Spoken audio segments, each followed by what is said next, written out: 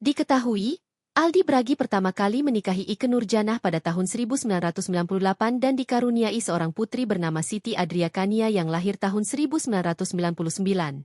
Sayangnya, rumah tangga keduanya hancur pada 3 April 2007 di mana Aldi Bragi menggugat cerai Ikke Nurjanah melalui Pengadilan Agama, PA, Jakarta Selatan.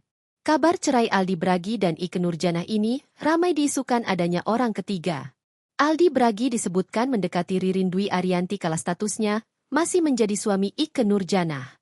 Namun, Ikke Nurjanah kala itu menanggapi isu tersebut dengan santai. Tahun 2011, Aldi Bragi resmi meminang Ririn Dwi Ariyanti. Keduanya menikah dengan adat Jawa di Hotel Crowune Plaza Jakarta. Dalam pernikahannya, Aldi Bragi dan Ririn dikaruniai 3 orang anak. Sayangnya, pernikahan Aldi dan Ririn harus menelan pil pahit pada 30 Desember 2021. Aldi menggugat cerai Ririn melalui Pengadilan Agama Jakarta Selatan dan resmi berpisah pada Februari 2022. Setelah perceraian tersebut, muncul kabar Ririn cinlok dengan Jonathan Frizzy alias Ijong. Isu cinlok antara keduanya baru terbongkar pada akhir Januari 2025 di mana Ririn dan Jonathan Frizzy sama-sama go public.